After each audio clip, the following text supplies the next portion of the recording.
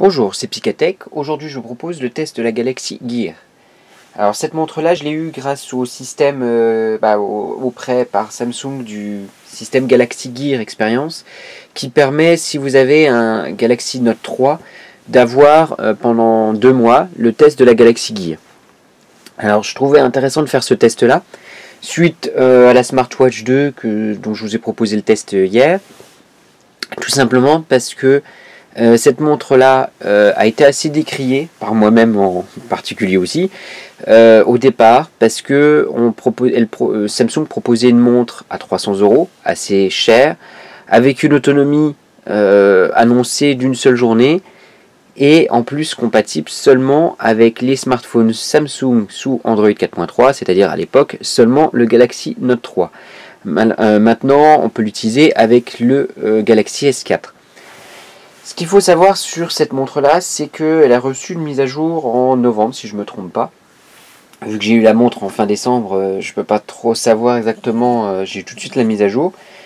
Ce qu'il faut savoir, c'est qu'avec cette mise à jour-là, on a eu la possibilité d'avoir plus de choix de notifications, notamment avec l'ajout de Gmail, qui n'était pas possible, on ne pouvait utiliser que la fonctionnalité du mail de chez Samsung, et aussi une amélioration de l'autonomie. On verra ça après. Alors, premier point, cette montre-là, par rapport aux autres montres, semblait sur le papier bien plus lourde, parce qu'elle présente ici un appareil photo. Vous avez un bracelet beaucoup plus dur que les concurrentes, avec ici un micro et un écran plus grand, et comme vous le voyez, elle semble assez épaisse. Quand je l'ai eu pour la première fois, j'étais surpris. Elle est assez légère. Bon, elle est plus lourde que ses concurrentes, donc la Smartwatch 2 ou la Pebble, mais plus légère encore qu'une montre classique. Donc c'est quand même assez agréable. L'épaisseur, c'est vrai que c'est assez épais, mais certaines montres, même pas mal de montres qui sont considérées comme assez classe, sont assez épaisses. Je trouve pas ça gênant. Et au niveau esthétique, elle est vraiment très belle. Il n'y a rien à dire là-dessus. Deuxième chose à dire sur cette montre-là, la recharge. Donc avant de parler de l'autonomie, moi je pense qu'au niveau des accessoires, il faut savoir que la recharge, quelque chose qui est aussi pas très pratique, c'est qu'elle ne dispose pas, alors sûrement pour faire plus esthétique, je sais pas, elle ne dispose pas de port micro USB ou même un propriétaire. Il faut utiliser obligatoirement ce petit boîtier-là qui dispose du port micro USB classique. Donc il faut rentrer la montre à chaque fois que vous voulez la recharger. Donc voilà, on est dans le bon sens. Voilà, vous la mettez dans ce boîtier là et vous pouvez la recharger. Si vous êtes chez un ami, si vous avez oublié le chargeur, vous ne pouvez pas recharger la montre, ce qui est quand même assez gênant. Donc ça c'est quand même un gros bémol. Et aussi pour la première configuration. Alors, si vous avez regardé la vidéo de déballage, alors je ne vous ai pas tout montré, mais la première configuration, je ne comprenais pas exactement comment il fallait que ça fonctionne, parce que la montre peut se relier avec votre smartphone, donc Samsung uniquement, via NFC. Oui, mais la montre ne dispose pas du NFC. C'est le petit boîtier là qui dispose du NFC. Donc il faut que vous preniez votre mobile et vous colliez au niveau du dos de votre téléphone, au niveau de la puce NFC, le petit boîtier sans la montre. C'est assez spécial. Bon, ça fonctionne, mais c'est pas très clair et pas des plus ergonomiques. Alors, venons à la montre maintenant. Alors, vous voyez, donc la montre, l'écran, l'écran est toujours éteint quand vous ne l'utilisez pas, mais il suffit juste un petit mouvement de poignet. Hop là, alors ça ne veut pas fonctionner alors que ça fonctionnait avant. Voilà, pour allumer l'écran. Première chose qu'on voit, c'est que l'écran est vraiment très bon. C'est vraiment le meilleur écran qui existe sur une montre connectée à l'heure actuelle, vu qu'on a un écran OLED classique. Alors l'affichage, vous avez l'heure, la date, ça c'est l'affichage classique. Vous pouvez installer de nombreuses montres, vous pouvez personnaliser. L'écran est totalement tactile, donc le seul bouton présent, c'est le bouton là, et tout est fait par des gestes. C'est pas trop mal, mais il faut quand même s'y habituer au départ. Donc, vous avez ici la possibilité de composer directement, parce que cette montre-là dispose d'un haut-parleur et surtout d'un petit micro là. C'est pratique si vous voulez appeler par exemple, vous avez ça vous fait un système de kit main libre par exemple en voiture. Vous avez donc là, vous avez la composition numérique Et pour refermer, vous descendez à chaque fois. Et là, vous avez le petit appareil photo. C'est marrant. Donc vous voyez ma main par exemple. Vous pouvez prendre directement en photo. Et ça va prendre la photo et ça va la sauvegarder automatiquement sur votre téléphone. Alors je vous montrerai quelques photos sur le test. Je vous mettrai le lien dans la description. Le test écrit, franchement les photos sont vraiment pas géniales. C'est quelque chose de gadget. Pour ce qui est de la météo, on a aussi la possibilité d'avoir directement le programme météo qu'on a dessus, c'est AccuWeather qui est utilisé. Donc là, vous cliquez deux fois dessus et ça vous affiche la météo pour les jours suivants avec, je sais plus, non pas le détail, mais vous avez quand même la météo, c'est quand même assez pratique. Ces petites fonctionnalités qu'a intégré automatiquement Samsung. Alors au niveau des réglages, vous avez les notifications. Donc comme je l'ai dit depuis la dernière mise à jour, vous avez énormément de choix d'applications compatibles pour les notifications, que ce soit Gmail, SMS, Twitter et compagnie, mais d'autres applications tierces. Vous avez S-Voice. Alors S-Voice, c'est la même chose que sur Samsung, sur les smartphones Samsung. Ça vous permet d'avoir des petites fonctionnalités d'appel. Donc je vais vous montrer rapidement. Alors ce qu'il faut savoir tout de suite, c'est que le micro est là. Si vous ne parlez pas au micro, ça ne fonctionne, ça reconnaît quasiment pas. Donc là, on va mettre S-Voice. Appel maison. Donc là, on va voir si ça fonctionne. J'ai fait des tests. Voilà. Et là, ça fonctionne. Donc vous pouvez appeler directement la personne. Donc si vous êtes, je ne vais pas dire forcément en voiture, mais si vous êtes en déplacement, vous pouvez appeler, ça fonctionne bien. Donc, voilà. Vous pouvez aussi de la même manière répondre aux appels d'une personne directement via la montre, sachant que vous aurez un haut-parleur directement et vous allez entendre ce que dit la personne. C'est pratique, mais je vous dirais franchement, ces gadgets, j'utilise jamais. Vous avez un mémo vocal pareil, galerie, vous avez un podomètre, ce qui est sympathique pour savoir combien de temps vous avez marché.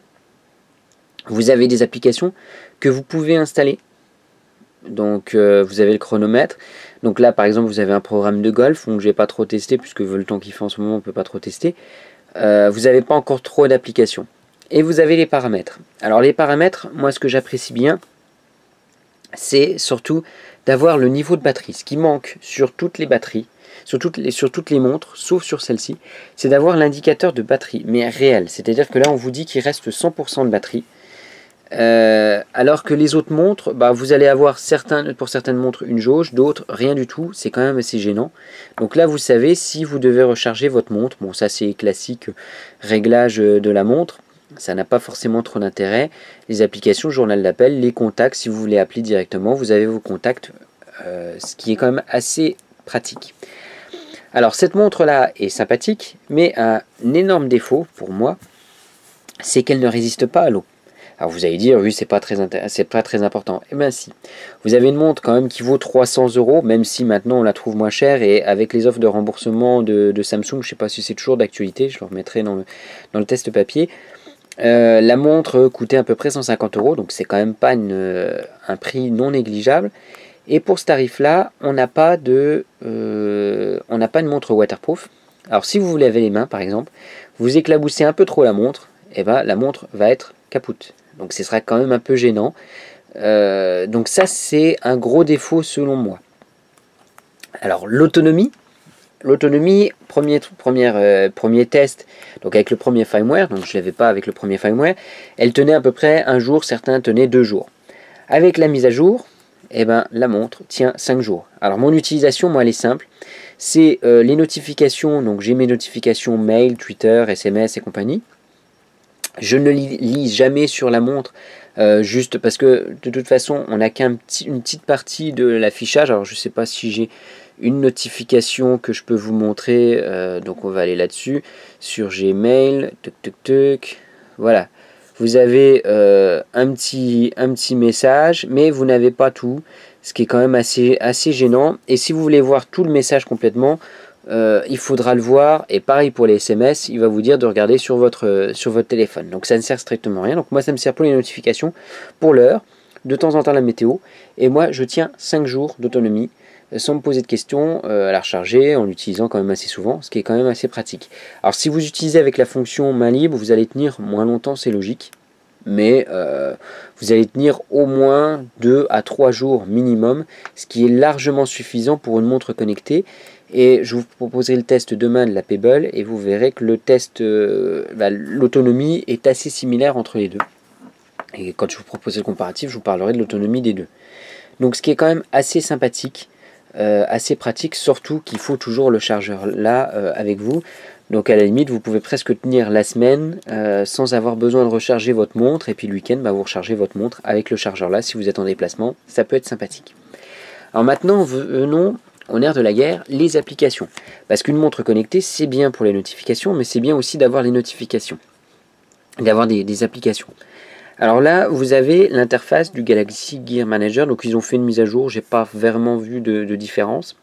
Alors les applications ne fonctionnent pas, c'est pas des applications qui viennent du Play Store, mais du Samsung Apps. Ils veulent avoir leur propre truc. Bon, ça c'est un peu dommage. Donc là, vous avez toutes les applications possibles. Par exemple, vous allez avoir Runtastic, des choses comme ça. Vous n'avez pas énormément d'applications et c'est ça qui est dommage sur la majorité des montres connectées. Alors, il faudra voir avec la Pebble, avec le Play Store qui vont, je ne sais pas comment ça va s'appeler, le store pour la Pebble, mais vous n'avez pas énormément d'applications et rapidement, quand vous avez des applications assez intéressantes, alors là vous voyez, donc ça on en parlera après, des applications, vous avez rapidement des applications qui sont payantes aussi. Donc les gens n'ont pas l'air, franchement, les développeurs n'ont pas l'air d'être franchement intéressés ou d'avoir actuellement des montres, des montres connectées.